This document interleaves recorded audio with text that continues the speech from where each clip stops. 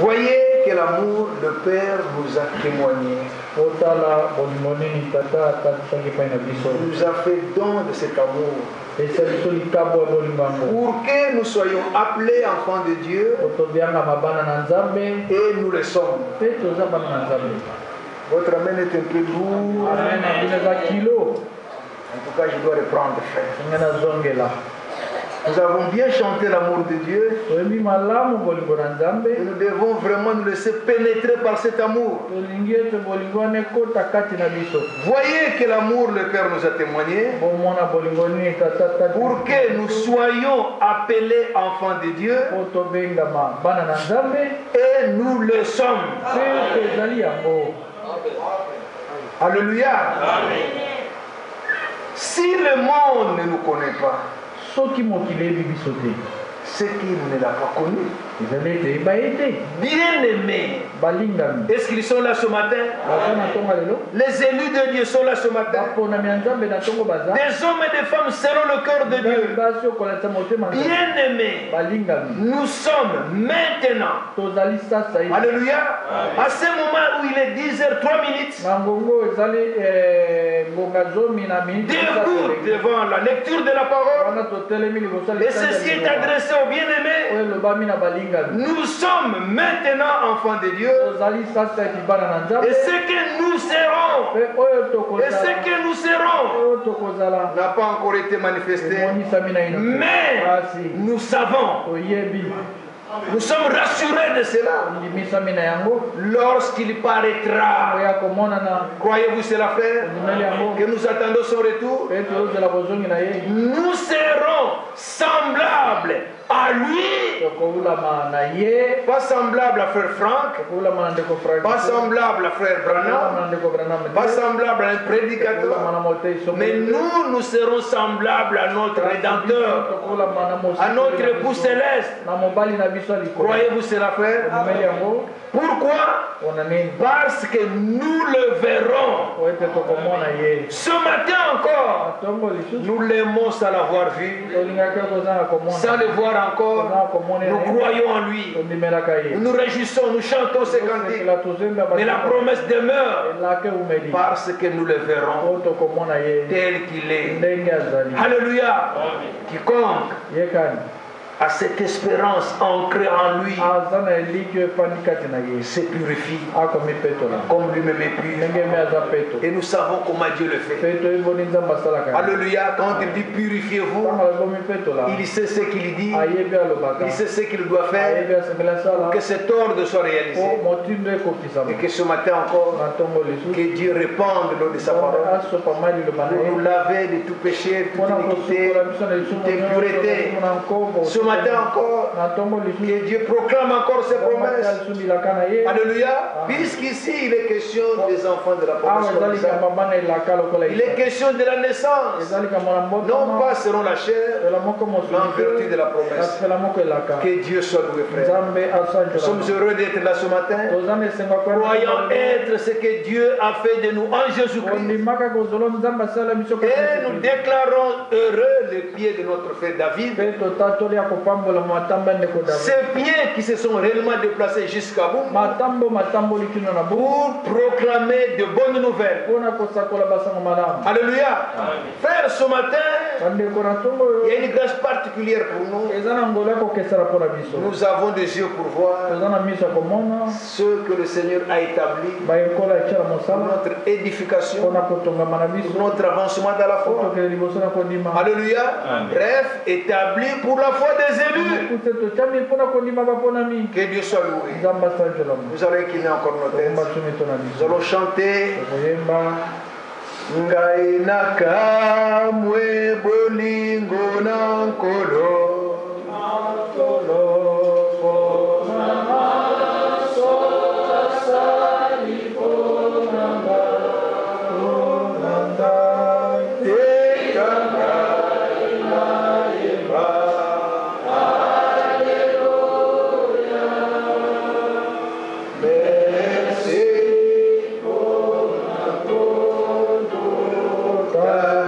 Ngai nakamwe, ngai nakamwe.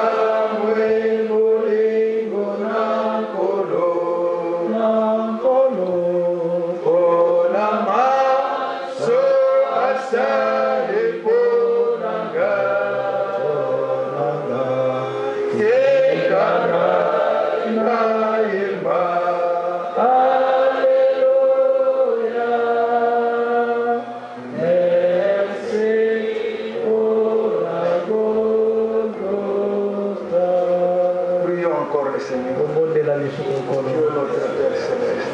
Te remercions pour l'amour que tu as bien voulu nous témoigner, nous offrir, que nous soyons ce que nous sommes, enfants de Dieu, nés de Dieu, ayant la nature de Dieu, engendrés par la semence de ta parole. Nous sommes le résultat de ton amour. Tu nous as élus pour ça. Nous nous réjouissons de ce que tu fais, Seigneur. Oh Dieu grand et redoutable, nous t'aimons encore sans t'avoir vu, sans te voir encore, nous croyons en lui. Nous voudrons bien, Seigneur notre Dieu, nous réjouir de notre position d'enfant de Dieu, né comme Isaac en vertu de la parole promise. Père bien-aimé du ciel, merci pour toutes les bénédictions de grâce que tu voudrais encore répandre sur nous ce matin. Bénis ton serviteur, cet instrument que tu aimerais utiliser pour la foi des élus, pour notre édification, pour notre avancement dans la foi. Guéris le malade, console les affligés, délivre les captifs, Seigneur mon Dieu. Apporte des solutions vraies, des solutions durables à tous ceux qui préoccupent encore nos corps ce matin. Bénis ceux qui sont en chemin et souviens-toi de ceux qui ne sauront pas être là. Bénis ton peuple à travers le monde. Oh, que la gloire te revienne. Oh, que la louange te revienne.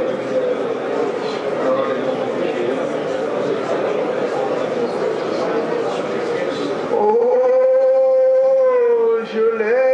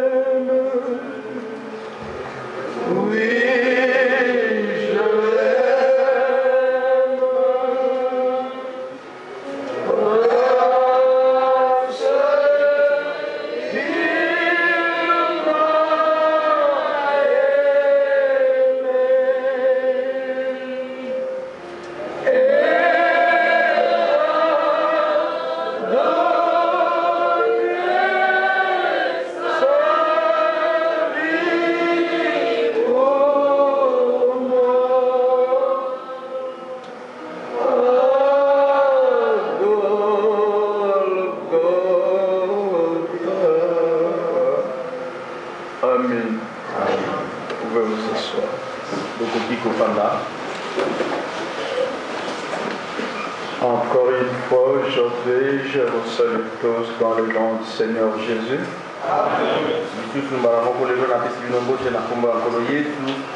Vraiment, l'amour de Dieu doit être exalté. La chorale avait commencé de chanter par un cantique où il est parlé de la victoire qui triomphe du monde. C'est notre foi. Là, nous le trouvons dans 1 Jean, au chapitre 5, où nous trouvons écrit, versets 3 et 4, car l'amour de Dieu consiste à garder ses commandements. Et ces commandements ne sont pas pénibles. Car tout ce qui est né de Dieu triomphe du monde. Et la victoire qui triomphe du monde, c'est notre foi. Lorsque Frère Nazaire Tango de Konazer Moko nous a conduits dans les cantiques. Il a terminé par l'amour de Dieu. Il a donné encore aux autres toujours l'amour de Dieu à la fin. Et nous avions été conduits à répéter même encore.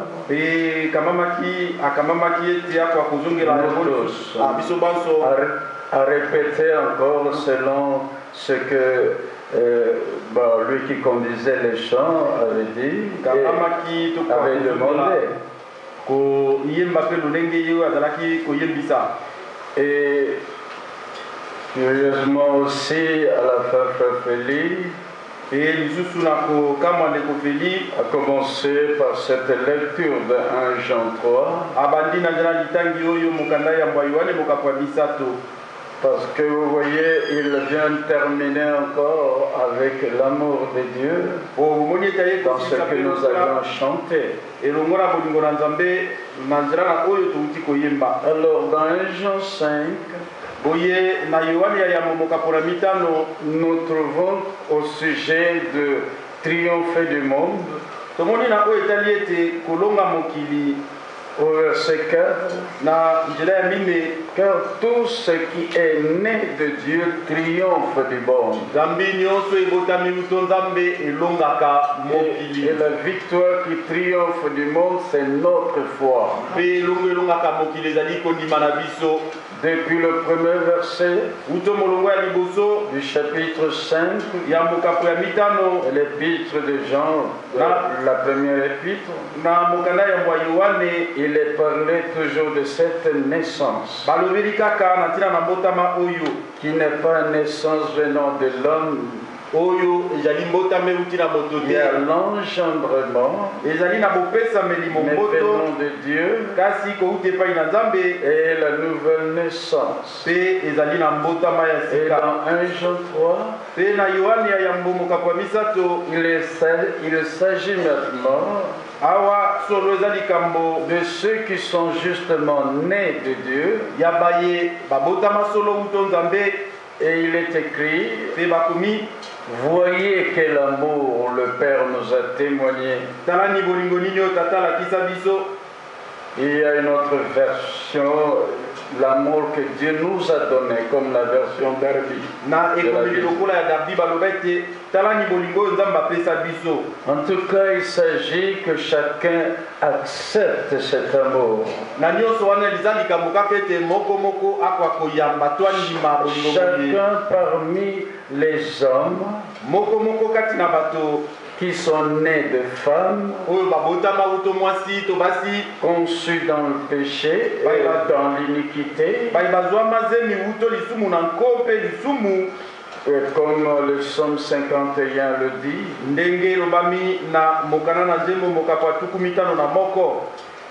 Psaume 51, verset 7. Voici, je suis né dans l'iniquité,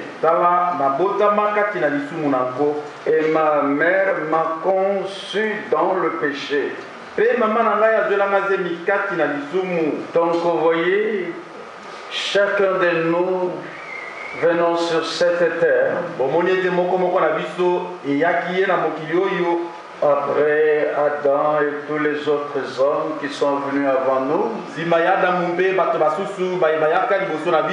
n'y a qu'Adam qui, comme il est écrit, fils de Dieu, mais créé. Il n'est pas parlé d'Adam que Adam était né. Il n'est pas parlé d'Ève qu'Ève était née, non. Mais au sujet d'Adam, dans Luc au chapitre 3, avant de revenir dans Somme, là nous trouvons écrit, si vous voyez depuis le dernier versets du chapitre 3. D'abord, il est parlé de la généalogie de Jésus-Christ. Quand le verset 23 dit, Jésus avait environ 30 ans lorsqu'il commença son ministère. Étant comme on le croyait, fils de Joseph, fils d'Élie, et si vous continuez jusqu'au verset 38, fils d'Enos, fils de Seth, fils d'Adam. Au sujet d'Adam, Adam, fils de Dieu, mais pas né, mais il a été créé. Dieu créa l'homme à son image. Il créa l'homme et la femme. Là, nous n'entendons pas parler de naissance. La toute première femme qui a commencé à enfanter sur cette terre, c'est Ève. Comme il est écrit dans Genèse, au chapitre 3, Genèse chapitre 3, verset 20, Adam donna à sa femme le nom d'Ève,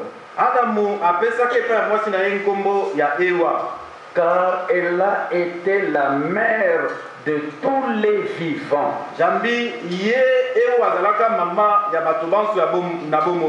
C'est Ève qui était la femme d'Adam. Et nous savons Adam, fils de Dieu, pas né mais créé. Et lorsque Dieu créa l'homme, il le créa à son image. Genèse 1, verset 27. Parce qu'il n'y a qu'un seul créateur, c'est Dieu. Dieu créa l'homme à son image. Il le créa à l'image de Dieu. Il créa l'homme et la femme. Amen. Dans Genèse 2, au verset 7, l'Éternel Dieu forma l'homme de la poussière de la terre. Il souffla dans ses narines un souffle de vie, et l'homme devint une âme vivante. Cette expression, et l'homme devint une âme vivante, nous trouvons cela dans 1 Corinthiens, au chapitre 15, 1 Corinthiens au chapitre 15. C'est ici que nous trouvons Paul. Recevons du Seigneur ce qu'il enseignait. Alors il pouvait dire, écrire dans 1 Corinthiens 15, verset 45, c'est pourquoi il est écrit, le premier homme, qui est le premier homme, Adam, devint une âme vivante. Ici l'Écriture nous renseigne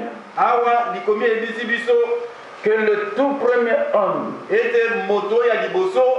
qui existait sur cette terre, qui est le commencement de la race humaine. L'Écriture dit, le premier homme c'est Adam. Ce premier homme n'était pas né, mais il était créé. Et il fut formé de la poussière de la terre. Mais quand Dieu le créa, il créa l'homme et la femme. C'est que la femme était en lui. Vous voyez, Adam n'était pas né, mais la toute première femme qui a commencé à donner naissance, c'est elle, mais elle était en Adam. C'est seulement dans Genèse 2, où, lorsque Dieu, le Seigneur, dit, vous voyez ça dans Genèse 2, verset 18, l'Éternel Dieu dit, il n'est pas bon que l'homme soit seul. Je lui ferai une aide semblable à lui. Même les termes.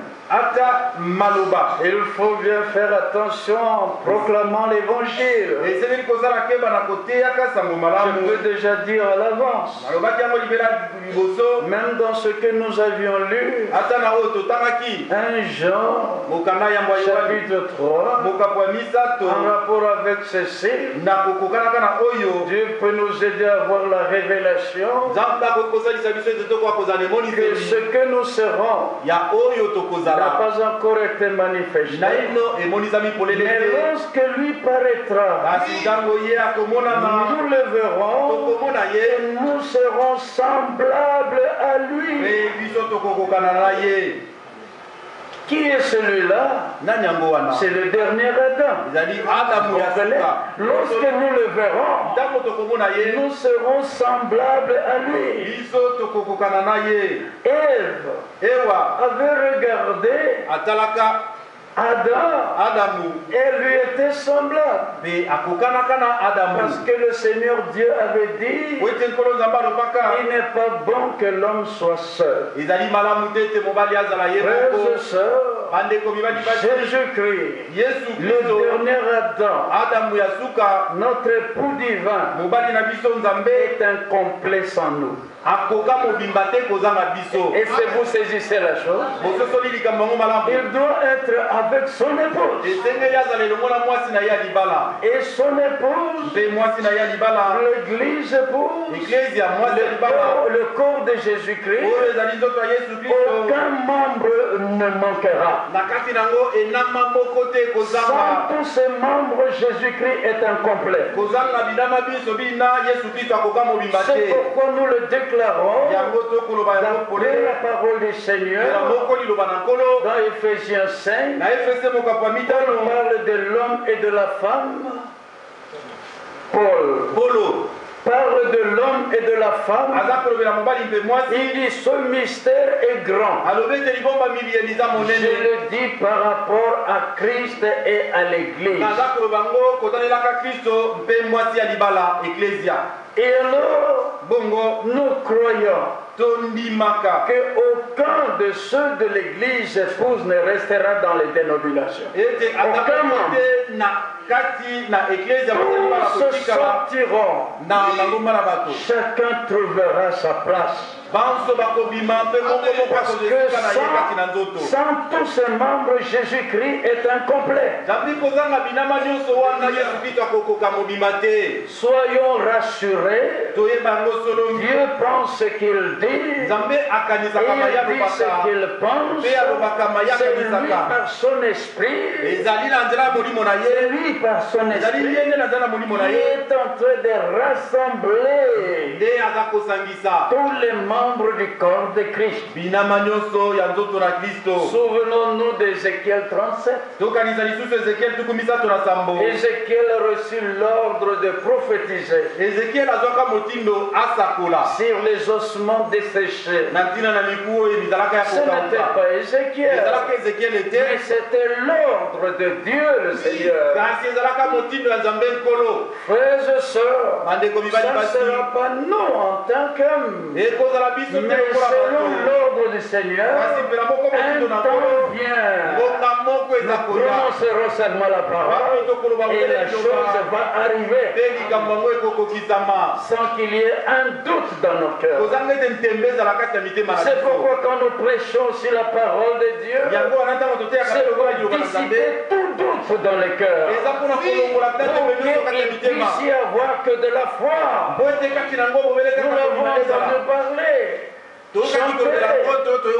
victoire qui triomphe du monde, c'est notre foi. Et Galates 5, 6 dit, la foi est agissante par l'amour.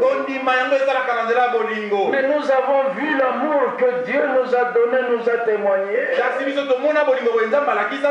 Et nous l'aimons parce que lui nous a aimés le premier. Ainsi, revenons à ceci, vous voyez. Je lui ferai il n'est pas bon que l'homme soit seul. Je lui ferai une aide semblable à lui. Et quand Dieu le Seigneur parle, il n'y a aucun mensonge. Notre confiance en Dieu se base sur le fait que Dieu ne peut jamais mentir.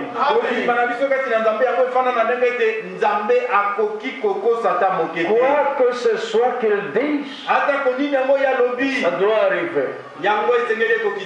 C'est pourquoi aussi il est écrit dans le psaume 33, verset 8 à 9, que toute la terre craigne le Seigneur, que tous les habitants du monde tremblent devant lui, car il le dit et la chose arrive.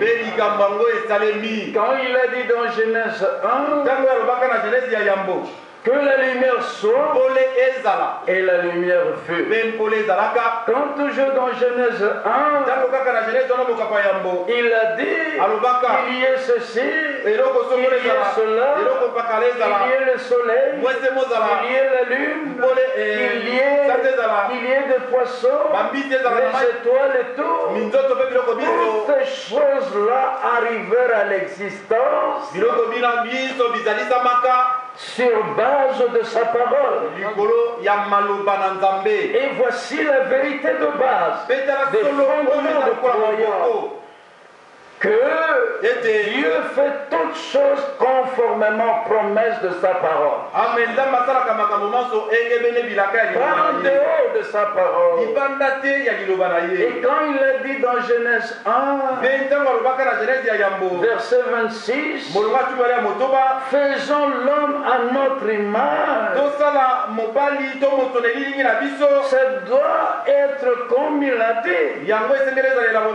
Mais maintenant, si l'on comprend mal, on va voir pluriel, plusieurs dieux, personnes en Dieu. Ce n'est pas parce qu'il a dit faisons, mais il doit faire conformément à sa parole. Mais sa parole ne parle pas de plusieurs créateurs. La parole de Dieu ne parle que d'un seul créateur, qui a dit comme dans Isaïe, seul j'ai déployé les cieux, seul j'ai fondé la terre. Il n'y a qu'un seul créateur. Même si nous faisons, nous devons comprendre pourquoi il a dit.